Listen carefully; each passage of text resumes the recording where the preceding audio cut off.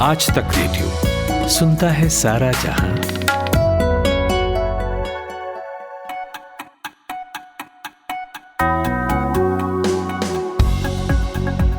Good morning. 25 सितंबर की सुबह है, ये हफ्ते का पहला दिन सोमवार। मैं खुशबू कुमार लेकर हाजिर हूँ मॉर्निंग पॉडकास्ट आज का दिन। आज भोपाल में भाजपा कार्यकर्ताओं का जुटान है। इसे पार्टी कार्यकर्ता महाकुंभ कहती है क्योंकि ये हर 5 साल बाद आयोजित की जाती है। तो आपको बताएंगे इस महाकुंभ के चुनावी महत्व के बारे में और ये भी कि क्यों ये कांग्रेस के लिए चिंता की बात है। BRO यानी द बॉर्डर रोड्स ऑर्गेनाइजेशन का दावा है कि अगले 3 से 4 साल के भीतर भारत सीमा पर बुनियादी ढांचे के निर्माण के मामले में चीन से आगे निकल जाएगा। जानेंगे किन वजहों से ये संभव हो सका है। और आखिर में बात क्रिकेट की होगी। भारत ने ऑस्ट्रेलिया को दूसरे वनडे में 99 रनों से हरा दिया है। कल की जीत ने भारत की कौन सी मुश्किलें बढ़ा दी हैं? क्या शतक लगाने के बाद भी श्रेयस अय्यर की जगह टीम में नहीं बनती है? लेकिन पहले सुनते हैं शुभम तिवारी से 60 सेकंड्स हेडलाइंस। प्रधानमंत्री नरेंद्र मोदी आज जयपुर में परिवर्तन संकल्प महासभा को करेंगे संबोधित। भोपाल में भी बीजेपी के महाकुंभ सम्मेलन में शामिल होने के आसार। शिवसेना विधायकों की अयोग्यता पर स्पीकर आज करेंगे सुनवाई। सुप्रीम कोर्ट ने कहा था कि स्पीकर समय सीमा तय करें। गाजियाबाद के हिंडन एयरबेस पर आज भारत ड्रोन शक्ति का आयोजन। रक्षा मंत्री एयरफोर्स को सौंपेंगे पहला C295 MW विमान। खालिस्तानियों के बाद अब नाजियों का सम्मान कर घिरे कनाडाई प्रधानमंत्री जस्टिन ट्रूडो, विपक्षी नेता ने की निंदा। एशियन गेम्स में भारत श्रीलंका फाइनल आज। भारतीय महिला क्रिकेट टीम खोल सकती है गोल्ड का खाता, हरमनप्रीत कर सकती हैं वापसी। और इंदौर में भारत ने ऑस्ट्रेलिया को 99 रन से हराया। सुमन गिल, श्रेयस अय्यर ने खेली शतकीय पारी, राहुल सूर्या के अर्धशतक।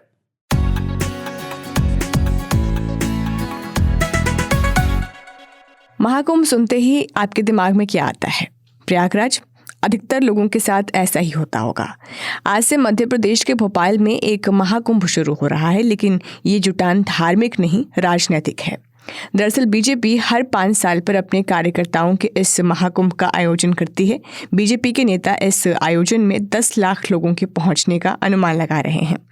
आज दीनदयाल उपाध्याय की जयंती भी होती है, तो इस मौके पर प्रधानमंत्री नरेंद्र मोदी, बीजेपी अध्यक्ष JP नड्डा और बीजेपी के बड़े नेता मौजूद रहेंगे। मध्य प्रदेश में इसी बरस चुनाव भी हैं, तो ऐसे में इस आयोजन की भव्यता चुनावों से भी जोड़कर देखी जा रही है। मध्य प्रदेश के मुख्यमंत्री शिवराज सिंह चौहान और मध्य प्रदेश बीजेपी के सभी बड़े नेता कल तक इन्हीं तैयारियों में व्यस्त थे। कई नेताओं की तस्वीरें भी आई जिसमें वो खुद पोस्टर और बैनर लगाते हुए दिख रहे हैं। पिछली बार ये सम्मेलन जब भोपाल में हुआ था तब यहाँ 3 लाख से ज्यादा कार्यकर्ता जुटे थे। कार्यक्रमों की लिस्ट में जो लगभग तय माना जा रहा है वो है प्रधानमंत्री नरेंद्र मोदी का संबोधन के बाद प्रधानमंत्री कार्यकर्ताओं से मुलाकात भी करेंगे। CM शिवराज इस दौरान कुछ योजनाओं की घोषणा भी कर सकते हैं। इस बारे में विस्तार से जानकारी लेने के लिए हमने फोन मिलाया भोपाल में आज तक रेडियो रिपोर्टर हेमेंद्र शर्मा को। हेमेंद्र जी, भाजपा के इस महाकुंभ का चुनाव के मौसम में क्या महत्व है और इसका कितना असर पड़ता है? सबसे पहले ये मैं आपसे पूछना चाहती हूँ। जी देखिए, ये भारतीय जनता पार्टी का कार्यकर्ता महाकुंभ है और ये कार्यकर्ता महाकुंभ पंडित दीनदयाल उपाध्याय के जन्मदिन के अवसर पर रखा गया है। और साथ ही साथ जो भारतीय जनता पार्टी ने प्रदेश भर में 5 जन आशीर्वाद यात्राएं शुरू की थी, उनका भी कल्मिनेशन जो है इस महाकुंभ में, कार्यकर्ता महाकुंभ में भोपाल में 25 तारीख को होने जा रहा है। और इसमें प्रधानमंत्री नरेंद्र मोदी जो है वो स्टार अट्रैक्शन होंगे, वो बीजेपी के कार्यकर्ताओं को एड्रेस करेंगे। इसके अलावा तमाम बीजेपी की जो टॉप लीडरशिप है वो उसमें उपस्थित रहेगी। मुख्यमंत्री शिवराज सिंह चौहान रहेंगे, नरेंद्र सिंह तोमर जिनको इंचार्ज बनाया गया मध्य प्रदेश चुनाव का वो रहेंगे। इसके अलावा भूपेंद्र यादव रहेंगे, अश्विनी वैष्णव रहेंगे और तमाम बीजेपी के जितने भी लीडर्स हैं वो मौजूद रहेंगे। और उसके साथ ही साथ प्रदेश भर से जो है भारतीय जनता पार्टी का जो बूथ लेवल कार्यकर्ता है वो उसमें मौजूद रहेगा। भारतीय जनता पार्टी दावा कर रही है कि वो लगभग 10 लाख अपने कार्यकर्ताओं को भोपाल में जुटा रही है, इकट्ठा कर रही है। लेकिन वो दावा है, हो सकता है उतने ना हो, लेकिन भारतीय जनता पार्टी चुनावों से ठीक पहले अपनी ऑर्गेनाइजेशनल स्ट्रेंथ निश्चित तौर पर इस कार्यकर्ता महाकुंभ में दिखाने जा रही है। टच एंड गो इलेक्शन हो, कुछ आप नजदीकी मामला जहां पर हो, वहां पे कार्यकर्ता निश्चित तौर पर एक एज मिलता है। और ये कंपैरिजन अगर हम कांग्रेस पार्टी के साथ करें तो कांग्रेस पार्टी का दूर दूर तक इस तरह का नेटवर्क या उस तरह का ऑर्गेनाइजेशनल स्ट्रेंथ नहीं है। जी, आपने कांग्रेस का जिक्र किया। क्या भाजपा एक तरह इस जुटान के जरिए शक्ति प्रदर्शन भी करती है जिसका जवाब कांग्रेस के पास नहीं होता है? जी, बिल्कुल। ये एक तरह का शक्ति प्रदर्शन भी होता है और इनफैक्ट मध्य प्रदेश में जो भारतीय जनता पार्टी का जो ऑर्गेनाइज़ेशन है, जो नेटवर्क उनका स्ट्रेंथ है, वो बताया जाता है कि संगठनात्मक तौर पर वो पूरे हिंदुस्तान में सबसे बेहतर है। गुजरात से भी बेहतर संगठन की जो यहाँ की कार्यशैली और जो उनका स्ट्रक्चर है वो है मध्य प्रदेश में। तो उसको वो उसकी नुमाइश इस कार्यकर्ता महाकुंभ में की जाती है और ये शुरुआत 2013 के चुनाव से ठीक पहले भी इसी जमहूरी मैदान में हुआ था। उसके बाद 2018 में भी कार्यकर्ता महाकुंभ इसी जमहूरी मैदान में हुआ था और अब 2023 में भी हो रहा है और साथ ही साथ जो बीजेपी है वो दिखा रही है कांग्रेस को, एक तरह से हुंकार भर रही है चुनावों की और उनको दिखा रही है कि ये हमारी स्ट्रेंथ है। इस तरीके से हमारे पास बूथ लेवल पे किसी बूथ में 10, किसी में 5 वर्कर्स हैं और उनको हम इस तरीके से ऑर्गेनाइज कर सकते हैं, इकट्ठा कर सकते हैं। तो निश्चित तौर पर चुनाव से पहले अगर कोई पार्टी अपना इस तरह से ऑर्गेनाइजेशनल स्ट्रेंथ दिखाती है तो ऑपोजिशन को एक तरह से ललकार भी नहीं। ठीक है, और एक सवाल आपसे आखिरी, भोपाल शहर के लिए भी ऐसा भाजपा का दावा है कि इसमें 10 लाख लोग हिस्सा लेंगे। शहर को इसके लिए कैसे तैयार किया गया है? देखिए अभी एग्जाम्स चल रहे हैं बहुत सारे स्कूल्स में, प्राइवेट स्कूल्स में, तो कल की छुट्टी डिक्लेयर कर दी गई है क्योंकि ये अनुमान लगाया जा रहा है कि बहुत ट्रैफिक प्रॉब्लम्स होंगी और ये बीएचईएल इलाके में भारत हेवी इलेक्ट्रिकल लिमिटेड का अलग टाउनशिप भोपाल के अंदर है। वहां पर ये जमहूरी मैदान है जहां पर इतनी बड़ी संख्या में लोग इकट्ठे किए जा सकते हैं।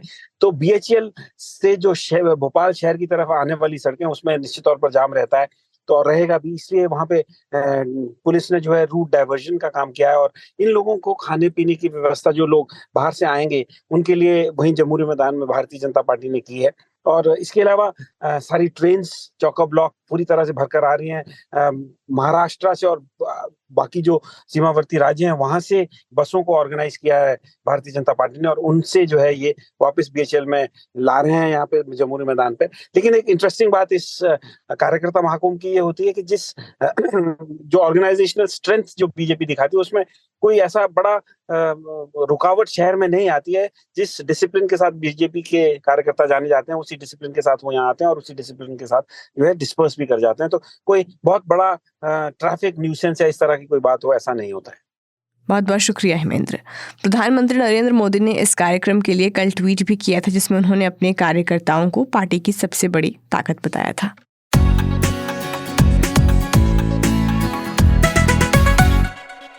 देश की सीमाओं को सुरक्षित रखने में बॉर्डर रोड ऑर्गेनाइजेशन यानी बीआरओ की खास भूमिका होती है। वो बॉर्डर के इलाकों तक सेना को पहुंचाने के लिए सड़क और टनल बनाते हैं। ये काम वैसे इलाकों में किए जाते हैं जहां पर इंसान का पहुंचना मुश्किल होता है। बीआरओ के महानिदेशक लेफ्टिनेंट राजीव चौधरी कल चंडीगढ़ में थे। वो बीआरओ की हिमांक एयर डिस्पैच यूनिट का इंस्पेक्शन करने पहुंचे थे। इस मौके पर उन्होंने मीडिया से बात भी की, वर्तमान सरकार की तारीफ की और पिछली सरकार की कमजोर इच्छा शक्ति को याद किया। क्योंकि हमारा जो ये प्रयास शुरू हुआ ये आज की गवर्नमेंट ने शुरू किया। पहले की सरकारें इतनी इस तरह से नहीं सोचती थी और उसमें रक्षा मंत्री महोदय का संसद में बयान भी रहा है कि हम ज्यादा आगे इसलिए नहीं जाना चाहते हैं कि उसी सड़क को अगर चाइना इस्तेमाल करके हमारे अगेंस्ट यूज कर सकता है। लेकिन आज ये पिछले गवर्नमेंट का है, 2008 में श्री एंथनी ने इसकी बात की थी। लेकिन आज जो है सरकार दूसरी तरीके से सोच रही है। जो हमारे प्रोजेक्ट्स हैं वो उनको बढ़ावा दिया जा रहा है। उन्होंने ये भी बताया कि बीआरओ ने पिछले 3 साल में 295 सड़कों, पुलों, सुरंगों और हवाई क्षेत्रों का निर्माण किया है और कई विश्व रिकॉर्ड भी बनाए हैं और आगे भी बनाएंगे। मसलन लद्दाख में दुनिया की सबसे ऊंची 3D कंस्ट्रक्शन प्रोजेक्ट का काम चल रहा है। तो बीआरओ की इन उपलब्धियों पर भी बात होगी, लेकिन पहले ये जानने के लिए कि मौजूदा सरकार ने बीआरओ के लिए क्या अलग किया है, हमने चंडीगढ़ में मौजूद आज तक रेडियो रिपोर्टर मंजीत सहगल से बातचीत की। देखिए, सीमा सड़क संगठन यानी बीआरओ लगातार जो हमारे बॉर्डर एरिया है उसमें सड़कों का जाल बिछा रहा है, एयरफील्ड्स बना रहा है, पुल बना रहा है।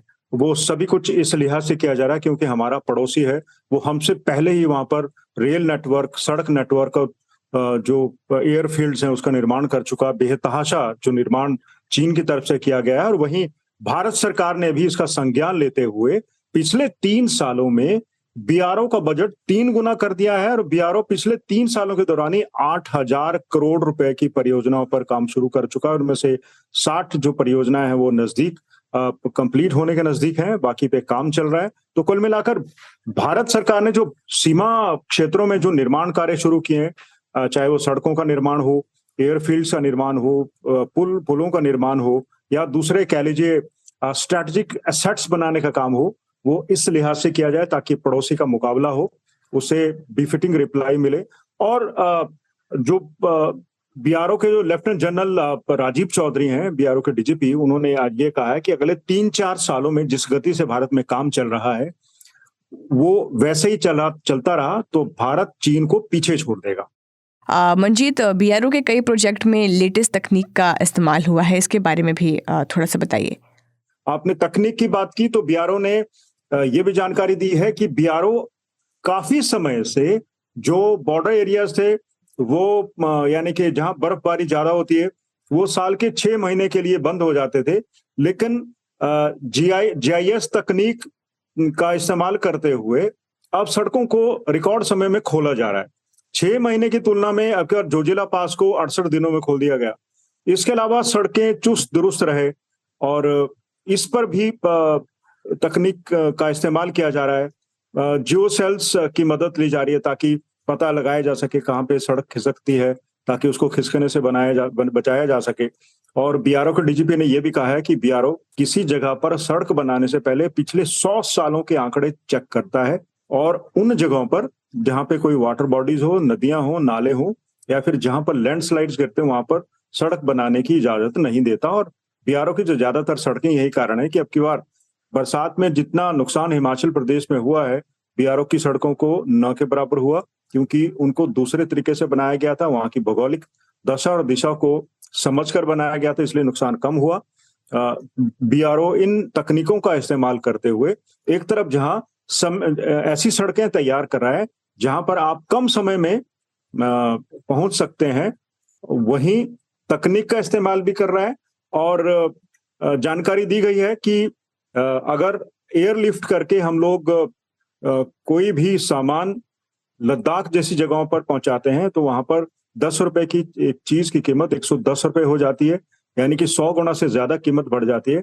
और इन सड़कों के तकनीकी जानकारी से बनाई गई सड़कों की वजह से अब सरकार को 350 से 400 करोड़ के बीच में बचत होगी। अच्छा मंजीत जी, जब वो बातचीत कर रहे थे मीडिया से तो इस दौरान उन्होंने ये कहा कि इससे हैप्पीनेस इंडेक्स में भी सुधार होगा, तो इसे भी मैं आपसे समझना चाहूँगी कि क्या कनेक्शन है उसका इससे। हाँ, देखिए, हैप्पी इंडेक्स से मतलब है कि जिन जनजातीय इलाकों में 6 महीने तक लोग अपने घरों में कैद हो जाते थे, वो वहां से बाहर नहीं आ सकते थे, वहां पर खासकर हारी बीमारी के समय में, किसी आपदा के समय में मदद पहुंचाना बड़ा मुश्किल होता था और वो लोग 6 महीने अपने घाटी में कैद होकर रह जाते थे। आप मनाली का एक एग्जांपल दे सकते हैं, जो लाहौल स्पीति जिला है वो भी 6 महीने के लिए बंद रहता था, लेकिन जब से रोहतांग टनल का निर्माण हुआ तब से वो जो रास्ता है वो पेरिनियल हो गया, साल भर खुला रहता है, उनकी जिंदगी में बदलाव आया। वहीं लद्दाख का ऐसा क्षेत्र है या दूसरे उत्तर पश्चिमी क्षेत्रों में जहां पर 6-6 महीने बर्फ गिरी रहती थी, वहां अब टनल्स बनने से, तो सड़कें बनने से वहां के लोगों के जो आवागमन की सुविधा है वो सुदृढ़ हुई है। लोग इधर उधर बर्फबारी होने के बावजूद भी इधर उधर आते जाते रहते हैं, बहुत कम समय में सड़कें खोल दी जाती हैं, उनके जीवन में परिवर्तन हुआ है। इसलिए जो हैप्पी इंडेक्स है, खुशहाली का इंडेक्स है, वो बढ़ा है और बीआरओ उसमें बड़ा योगदान दे रहा है। बहुत बहुत शुक्रिया मंजीत सहगल। और अब बात क्रिकेट की। इंदौर के होलकर स्टेडियम में पहली इनिंग में भारतीय बल्लेबाजों ने रनों की बारिश की। फिर दूसरी इनिंग में सच में बारिश हुई। भारतीय टीम ने पहले बल्लेबाजी करते हुए 5 विकेट खोकर 50 ओवर में 399 रन बनाए। ये भारतीय टीम के ऑस्ट्रेलिया के खिलाफ वनडे में हाईएस्ट स्कोर है। अपनी बारी आने पर ऑस्ट्रेलियाई टीम ने 2 विकेट सस्ते में गंवा दिए और फिर बारिश के बाद उनके सामने 33 ओवर में 317 रन का रिवाइज स्कोर रखा गया, जिसे चेस करने में वो नाकाम रहे और 28.2 ओवर में 217 रनों पर ऑल आउट हो गए। भारत की ओर से शुभमन गिल और श्रेयस अय्यर ने शत किए और केएल राहुल और सूर्य कुमार यादव ने अर्धशतकीय पारी खेली। बॉलिंग की अगर हम बात करें तो रविचंद्रन अश्विन और रविंद्र जडेजा ने 3-3 विकेट लिए। श्रेयस अय्यर को प्लेयर ऑफ द मैच चुना गया। तो ये तो थे कल के मैच से जुड़े कुछ ज़रूरी आंकड़े। अब मैच के परिणाम पर आते हैं। क्या 400 के स्कोर के सामने ऑस्ट्रेलियन टीम ने घुटने टेक दिए या बारिश की वजह से जो मिला रिवाइज स्कोर था वो और ज़्यादा बड़ा हो गया? पूछा हमने आज तक रेडियो के स्पोर्ट्स जर्नलिस्ट मोहम्मद इकबाल से। नहीं, देखिए, ऑस्ट्रेलिया अगर हारा है इस मैच में तो आई थिंक अपने बैटिंग की वजह से हारा है, और ऑस्ट्रेलिया ने खराब बल्लेबाजी की। मतलब मैं ये नहीं कहता कि 400 की वजह से हार गया या रिवाइज टारगेट जो 33 ओवर्स में उनको 317 का मिला। देखिए, ये टारगेट अपनी जगह पर है और बहुत बड़ा टारगेट है, ये बात तो सच है। लेकिन जब आपके सामने बड़े टारगेट्स आते हैं तो आप इस तरह से चेज नहीं करते हैं। ये ऐसा नहीं है कि ऑस्ट्रेलिया के सामने इतने बड़े टारगेट्स जो है पहली बार आए हैं। ऑस्ट्रेलिया ने बड़े बड़े टारगेट्स चेज किए हैं, बट एकदम क्रम्बल कर गई ऑस्ट्रेलिया की टीम। अब देखिए, तो शुरुआत में पहला विकेट 9 पर, अगली बॉल पर स्टीवन स्मिथ, और दोनों का आउट होने का तरीका बहुत गलत था। ऑफ स्टंप के बाहर जाती हुई गेंदों पर बल्ला लगाया और उन्होंने अपने विकेट्स दिए। तो 9 पर 2 विकेट गिर जाने के बाद ही ऑस्ट्रेलिया के ऊपर बहुत बड़ा प्रेशर आ गया, क्योंकि आपके सामने 400 का टारगेट था। जहां तक रिवाइज टारगेट का सवाल है, मुझे नहीं लगता कि रिवाइज टारगेट का भी इससे कुछ लेना देना है, क्योंकि ऑस्ट्रेलिया ने, आप देखेंगे ऑस्ट्रेलिया की इनिंग्स को, तो कंसिस्टेंटली उन्होंने विकेट्स गंवाए। लेकिन इस पिच पर वैसा भी, ऐसी पिच नहीं थी कि इस पर रन नहीं बनाए जा सकते थे। ये चीज दिखाई जॉश हेजलवुड ने आखिर में, और आपके जो फास्ट बॉलर हैं ऑस्ट्रेलिया के शॉन एबर्ट ने, उन्होंने बेहतरीन पार्टनरशिप की 9वें विकेट के लिए। तो रन्स बनाए जा सकते थे, सिर्फ एप्लीकेशन की कमी दिखी ऑस्ट्रेलियाई बल्लेबाजों में, और परिणाम ये हुआ कि ऑस्ट्रेलिया हार गया। हाँ, ये बात सच है कि ऑस्ट्रेलिया अपने फुल स्ट्रेंथ के साथ नहीं है। उनके 5 मेजर प्लेयर्स जो शायद वर्ल्ड कप में प्लेइंग 11 का हिस्सा होंगे, वो 5 प्लेयर्स के बगैर इस मैच में थी। Mitchell Marsh, Marcus Stoinis, team के कप्तान पैट्रिक कमिंस, मिचेल स्टार्क और फिर ग्लेन मैक्सवेल, ये 5 खिलाड़ी उनके बाहर हैं, ये नहीं भूलना होगा हमको। लेकिन इसके बावजूद भी ऑस्ट्रेलिया की टीम बड़ी मजबूत थी, उनको फाइट देना चाहिए था, बट वो फाइट नहीं दे पाई अनफॉर्चुनेटली। जिस तरह से शॉन एबर्ट ने और जॉश हेजलवुड ने पार्टनरशिप की, वो पार्टनरशिप अगर काश ऑस्ट्रेलिया ने पहले की होती तो शायद इस मैच का परिणाम कुछ भी हो सकता था। इकबाल, हम 2 मैच लगातार जीत चुके हैं, टॉप ऑर्डर भी टच में है, मिडिल ऑर्डर ने भी अपना काम बखूबी निभाया है, तो अब टीम मैनेजमेंट की सिरदर्दी बढ़ने वाली है। जी हाँ, बिल्कुल सही कहा आपने। ये भारत के लिए एक बड़ी परेशानी है। एक समय ऐसा था, एशिया कप से पहले सारी चीजें एकदम तितर बितर नजर आ रही थी।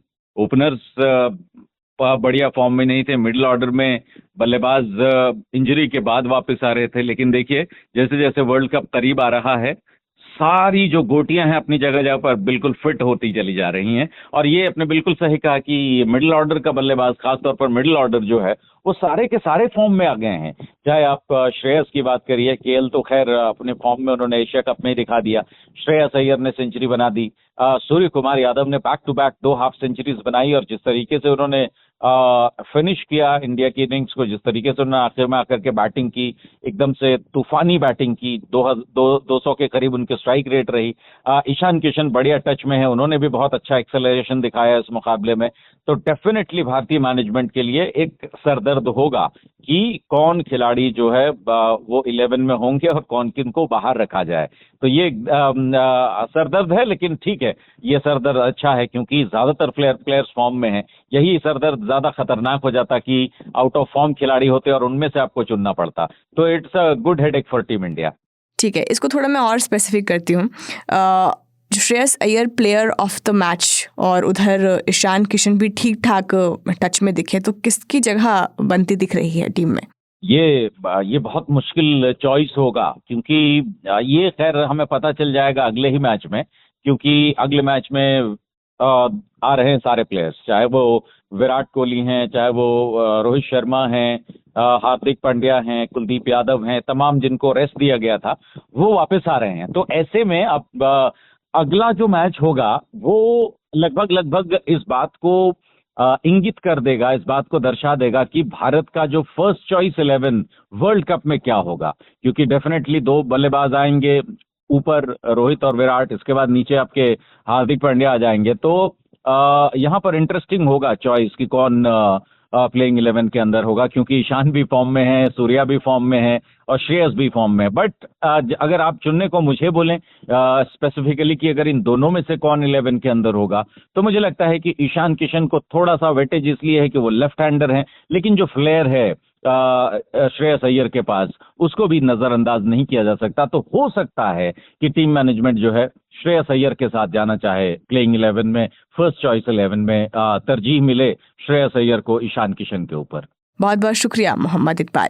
3 मैचों की सीरीज में इस जीत के साथ ही भारतीय टीम ने 2-0 की अजय बढ़त बना ली है और इसी के साथ ऑस्ट्रेलिया के खिलाफ टीम इंडिया 7वीं बायलैटरल सीरीज जीत चुकी है।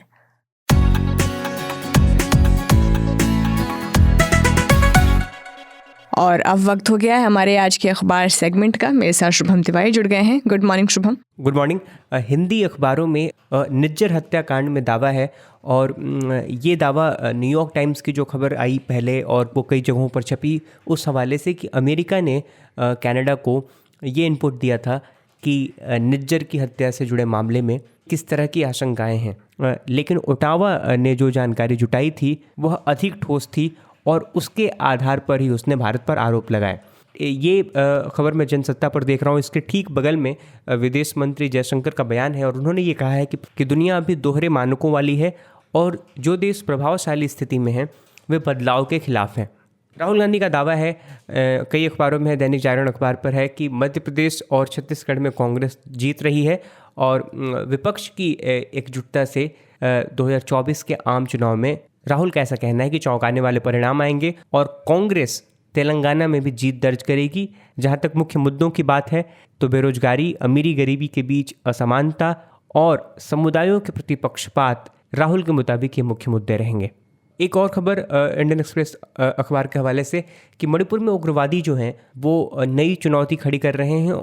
वे अपनी गाड़ियों को असम राइफल्स के रंग में रंग रहे हैं और उसके जैसी ही वर्दी भी पहन रहे हैं ताकि ये ट्रक अर्धसैनिक बल के वाहनों की तरह दिखें।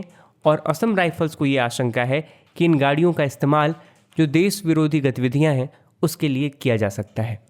चीन के हांगजू में 19वां एशियन गेम्स शुभम चल रहा है और पहला दिन जो था वो भारतीय खिलाड़ियों के लिए बहुत अच्छा रहा। उन्होंने अच्छा प्रदर्शन किया है। ये खबर मैं फ़िलहाल अभी इंडियन एक्सप्रेस से आपको बता रही हूँ। बाकी कई अखबारों ने इस खबर को प्रमुखता से लिया है। तो भारतीय खिलाड़ियों ने 5 मेडल जीते हैं। इनमें 3 सिल्वर और 2 ब्रॉन्ज शामिल रहे। इसके अलावा भारतीय महिला क्रिकेट बांग्लादेश को 8 विकेट से हराकर फाइनल में पहुँच गई है। यानी क्रिकेट में भी मेडल जो है वो पक्का हो गया है। तो पहले दिन के इवेंट ख़त्म होने के बाद जो भारत है मेडल टैली के 7वें स्थान पर आ गया है। वहीं मेज़बान चीन 20 गोल्ड, 7 सिल्वर और 3 ब्रॉन्ज सहित 30 मेडल जीतकर टॉप पर है। हिंदुस्तान अखबार पर खबर है कि सेना में नियुक्ति के लिए साल 2022 में लागू की गई जो अग्निवीर योजना है उसमें सरकार बड़े बदलाव की योजना बना रही है। और ये अखबार ने अपनी जानकारी के हवाले से छापा है कि सेना में स्थायी होने वाले जवानों की संख्या में इसके तहत इजाफा किया जा सकता है। फिलहाल इसे आधिकारिक तौर पर तो कुछ नहीं कहा गया है। मौजूदा प्रावधान में व्यवस्था यह है कि अग्निवीर योजना के तहत सेना का हिस्सा बनने वाले जवानों में से 25% को प्रशिक्षण के बाद स्थायी किया जाता है। इस तरह के आसार हैं कि सरकार 50% जवान स्थायी करने की दिशा में बढ़ सकती है। और कुछ खबरें बेहद संक्षिप्त में। प्रधानमंत्री ने 9 वंदे भारत ट्रेनों को हरी झंडी दिखाई है और राजस्थान समेत 11 राज्यों को इससे फ़ायदा होगा। नए डेवलप वाले स्टेशन अमृत भारत स्टेशन कहलाएंगे। ये खबर दैनिक भास्कर अखबार में है। राष्ट्रीय स्वयंसेवक संघ के चीफ मोहन भागवत ने कहा है कि दलितों के बीच जाकर ज़्यादा काम करे कार्यकर्ता, गुरुद्वारा, चर्च और मस्जिदों में भी जाएं। 2025 तक हर गांव में शाखा खोलने का लक्ष्य। ये जो खबर है वो मैं दैनिक जागरण अखबार के हवाले से आपको बता रहा हूँ। HDFC बैंक का मार्केट कैप 99,835 करोड़ गिरा। रिलायंस की वैल्यू भी करीब 71,715 करोड़ गिरी है। टॉप 10 कंपनियों को एक हफ्ते में करीब 2.25 लाख करोड़ का लॉस हुआ है। और ये दैनिक भास्कर अखबार का एक विश्लेषण है। अंतर्राष्ट्रीय खबरों की तरफ अगर बढ़ें तो BBC पर खबर है, सर्बिया और कोसोवो के बीच एक बार फिर से संघर्ष बढ़ता हुआ दिख रहा है। सर्बिया दरअसल आज भी कोसोवो को अपने एक टूटे राज्य के तौर पर देखता है और उसकी स्वतंत्रता को मान्यता नहीं देता है। और इस कड़ी में भी ताज़ा घटनाक्रम ये है कि करीब 30 हथियारबंद लड़ाकों ने सर्बिया की बॉर्डर के पास एक गांव पर कल हमला कर दिया। और मीडिया रिपोर्ट्स के मुताबिक इस हमले में एक पुलिस अधिकारी और 3 बंदूकधारी मारे गए हैं। कोसोवो के प्रधानमंत्री ने इस हमले के लिए उन अपराधियों को जिम्मेदार माना है जिनको सर्बिया का समर्थन प्राप्त है। वहीं अल जजीरा पर खबर है कि वेस्ट बैंक के इलाके में नूर शम्स शरणार्थी शिविर पर कल छापे के दौरान इजरायली सेना ने एक कार्रवाई की और इसमें कम से कम 2 फिलिस्तीनियों की जान गई है। और द गार्डियन के हवाले से खबर, वेस्ट अफ्रीका का एक देश है बेनिन, यहाँ एक अवैध ईंधन डिपो में कल विस्फोट हो गया और इसमें कम से कम 34 लोग मारे गए हैं।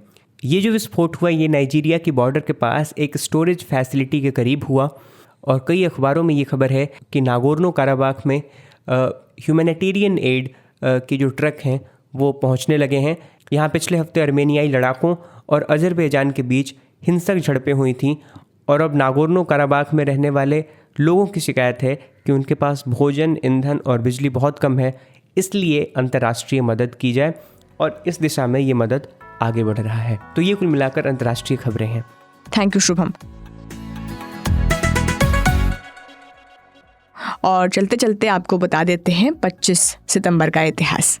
आज का दिन 2 महान हस्तियों का जन्मदिन है। एक तो है जनसंघ के संस्थापक सदस्य दीनदयाल उपाध्याय, जिनका जन्म 1916 को मथुरा में हुआ था, और दूसरे हैं महान रॉकेट वैज्ञानिक सतीश धवन, जिनका जन्म 1920 में हुआ था। अमेरिकी स्पेस एजेंसी नासा ने 1992 में आज ही के दिन मार्स ऑर्बिटर लॉन्च किया था और इस रोबोटिक स्पेस प्रोब का मिशन मार्स यानी मंगल ग्रह की छानबीन करना था।